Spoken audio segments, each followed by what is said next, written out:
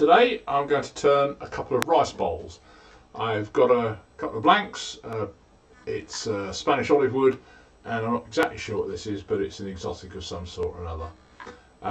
It was a challenge that we set the beginners in one of the little wood turning groups, and I thought I'd better make them myself. So here goes. Okay, so I've got a step drive in the centre here, gripped in the chuck for simplicity, and I've just measured the width of the jaws. These are medium-sized record power jaws, and that should be about 45mm, something like that. Yeah, about 45mm. And the depth, the maximum depth of tenon on here is about 12, and I want a reasonably deep foot because I want to rechuck it and scallop out the centre of the foot, so I want the foot to be reasonably pronounced. Okay, so let's get it between centres. So after it's between centres, I need to first of all true up the face, start to get some of the shape of the outside of the bowl and form a tenon.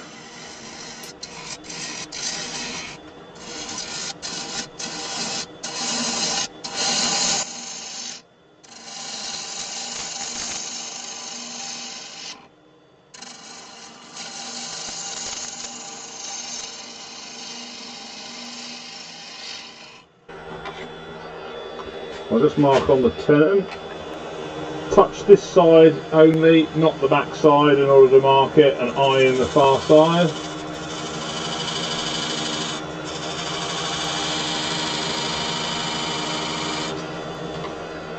And then just check. Yep, fine. So that's the foot. So I just continue shaping the profile of the outside of the bowl with some pull cuts and eventually get down to shaping the tenon.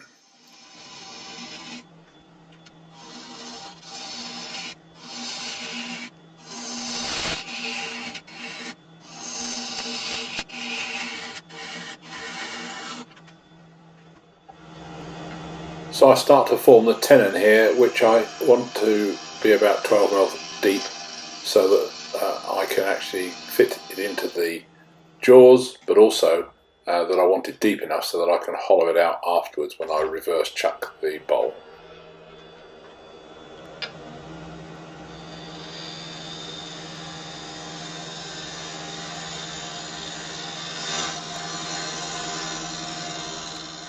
And now to refine the shape of the outside of the bowl. The wood's proving to be a really nice pretty piece of wood.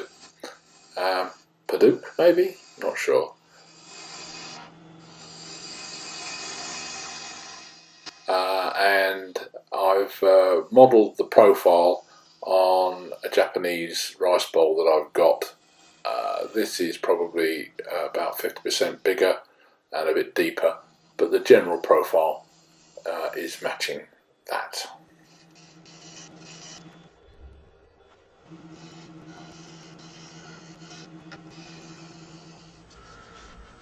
Alright, so I've got some splits in the wood here, which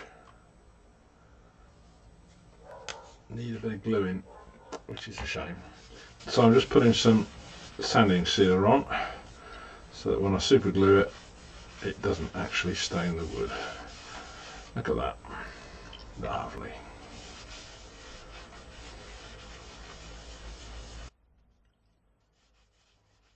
I got the bowl shape about right. There's the difference between Chinese bowls and Japanese bowls. This is sort of supposed to be Japanese, I think. This is a bit more. Right, so I'm just putting some super glue and coffee grouts into the bits that have got some sort of wormhole.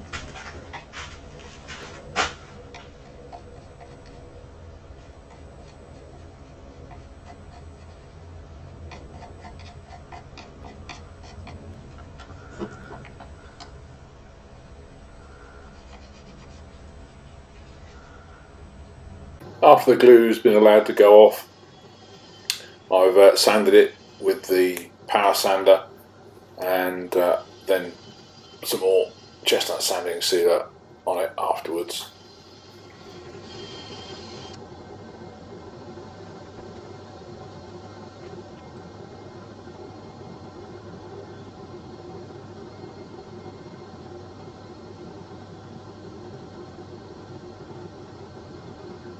And we're then ready to start hollowing out the centre of the bowl.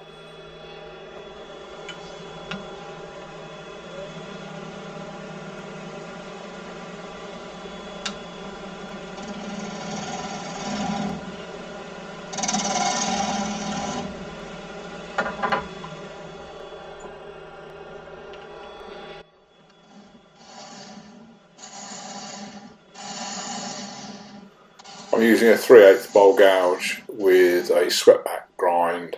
I think it's a Crown Cryo double-ended unit from Simon Hope's.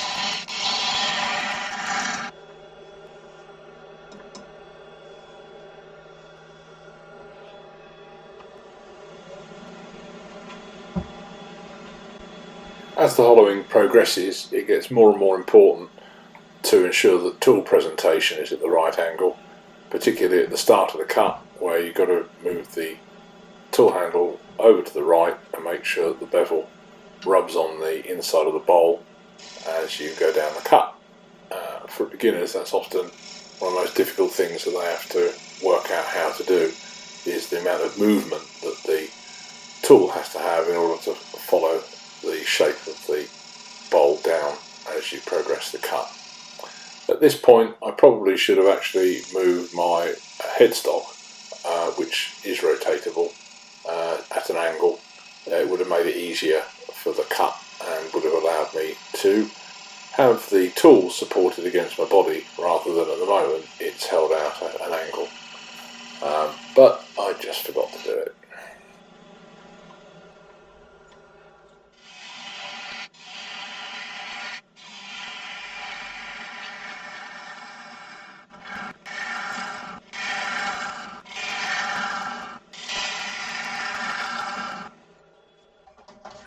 A quick depth check with my very simple homemade depth checker, which is very useful on bowls, and then continue going, trying to get that wall thickness down to a consistent about 3 to 4 mil all the way around.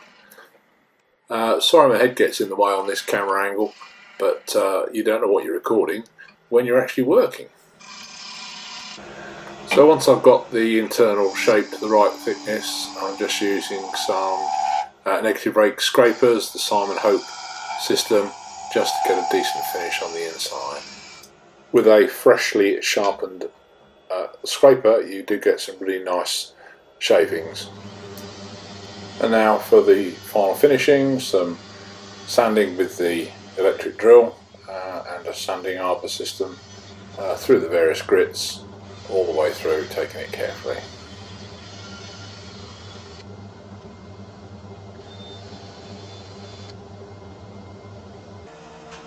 Then some chestnut sanding sealer, which was let to dry and then buffed up with Yorkshire grit.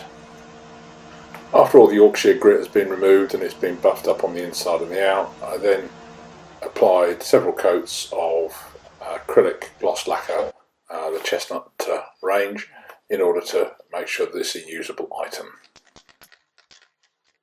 This is shown in the order that I did this, so I moved on to the olive wood blank rather than reverse chucking the other piece. I wanted both of them done to the same level. So it's the same process as before, just between centres, put the tenon on.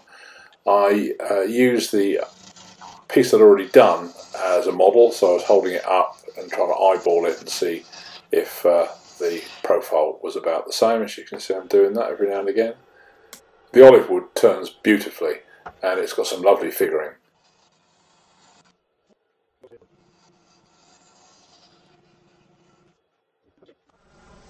Okay, so that's the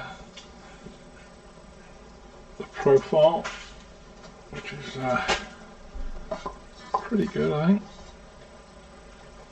And then, as before, get it in the chuck and hog out the centre in just the same way as the previous one, just being mindful of bevel control and tool presentation to make sure that you get a nice smooth inside finish.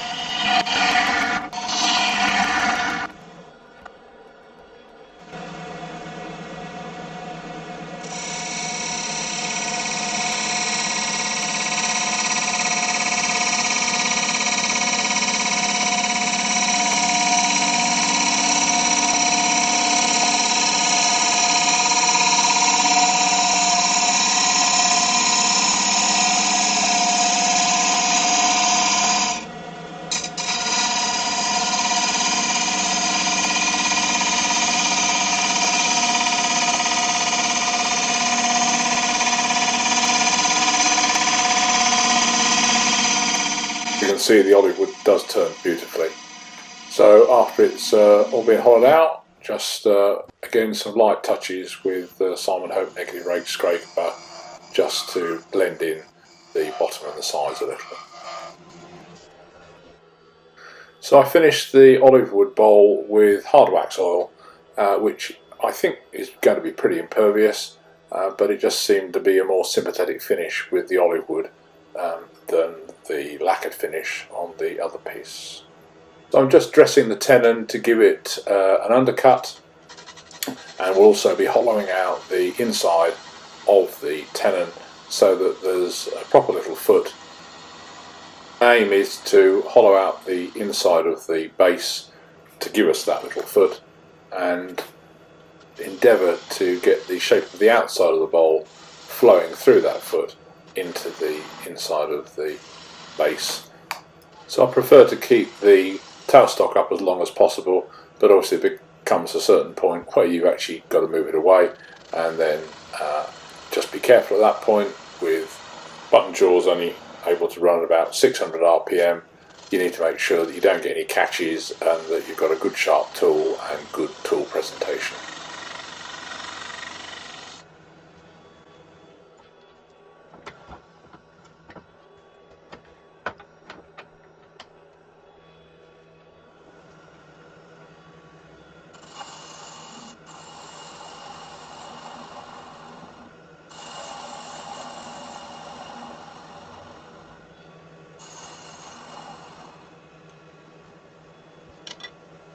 I now swap from cuts with the spindle gouge to the centre to a cut from the centre out to the inside of the rim, because I want to get that profile to match the profile of the rest of the bowl.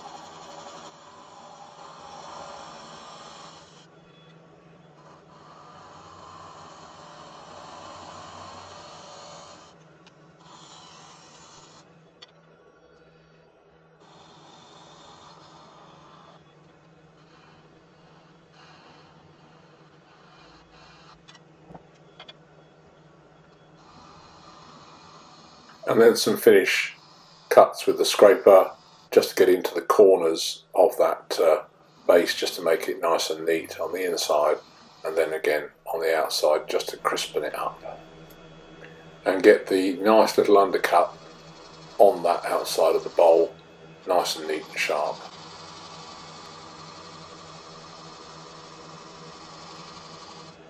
And then some hard wax oil blended into the existing, after some sanding of course, just to finish it off.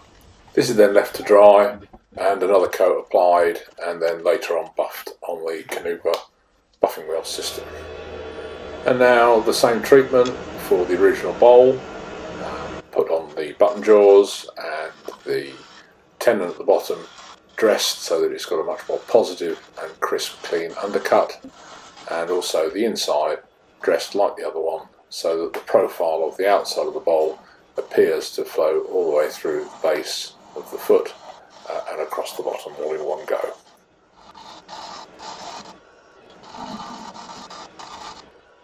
And now for the chopsticks.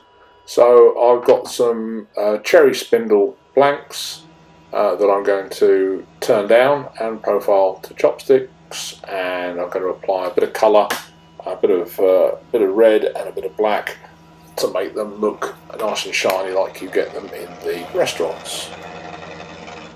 So I thought I'd get my dagger of Satan out and rough it down with the skew, producing a profile vaguely chopstick-like in the process.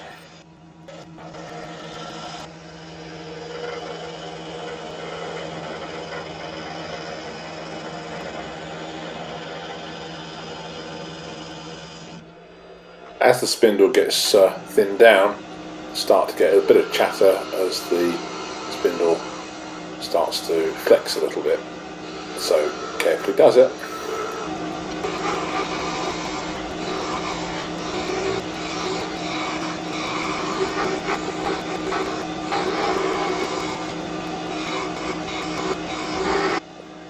So as the stick really does get thinned right down, using my fingers as a support so there's no lateral pressure on the actual spindle. It's a bit tricky because you have to end up holding the skew with one hand while your fingers are supporting the spindle with the other.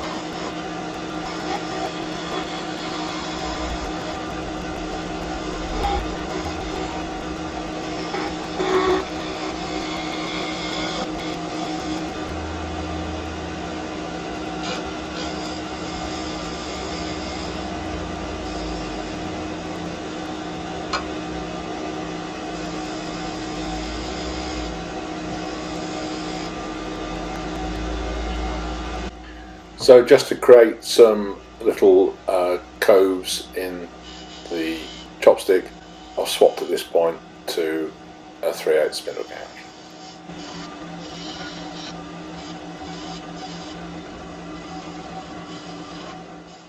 And now I'll swap to the other end as I wanted to create some little beads at the picking up end to sort of give it the idea of a bit of a grip on your food, as I've seen that on some chopsticks. So time then for a bit of sanding. I thought I really don't like the shape of those little beads, so I tried to use this little beading tool that I've got that I don't think I've really used before, and that photograph shows you why. Anyway, I got a slightly shorter chopstick than I'd originally planned, and of course then had to make the second one to match the shape of the first one. Hey ho.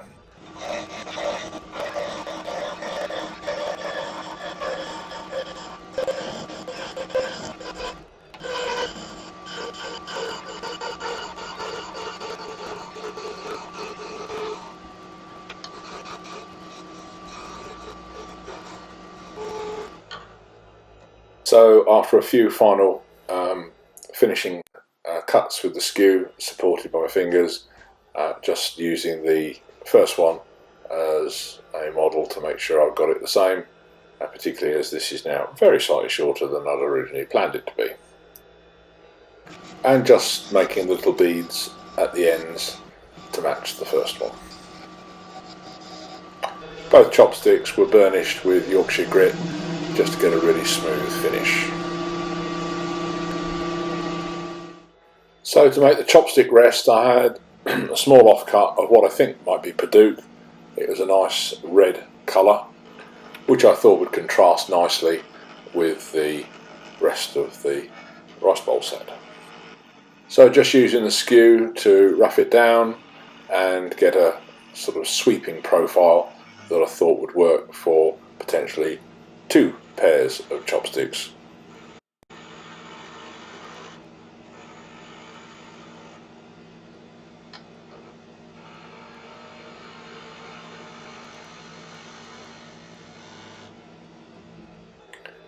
I changed my mind at this point about using the skew to profile the rest of it, and I swapped to the 3/8 spindle gouge. I think it's called wimping out.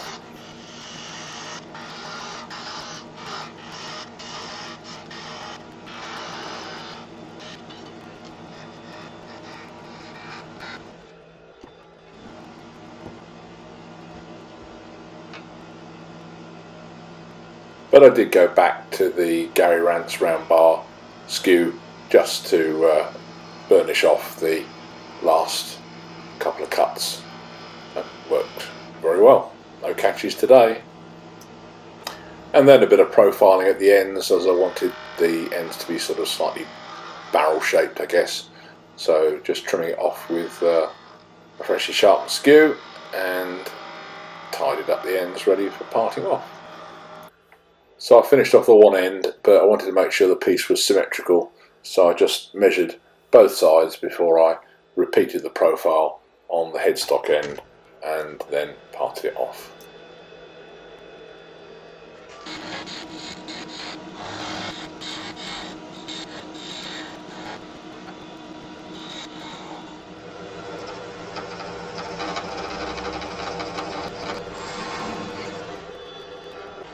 I then wanted to create a slight flat spot on the sides so they didn't roll around. I tried to reduce the centre so that when I did this, the little cylinder in the middle wasn't affected. And then the final stage was to mask up the chopsticks with masking tape and spray ebonising lacquer. A couple of coats of that were done with the chopsticks held in a little jig so that they didn't actually fall off when I was spraying it, and now I'm using some chestnut red spirit stain to embellish the rest of it.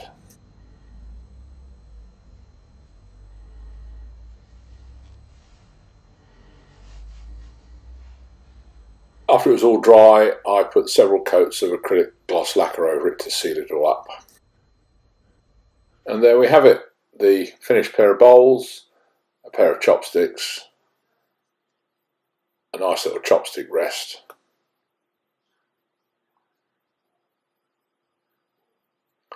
all usable, either sealed up with acrylic lacquer or finished with hard wax oil, and they were all buffed on the buffing wheel system before finishing off.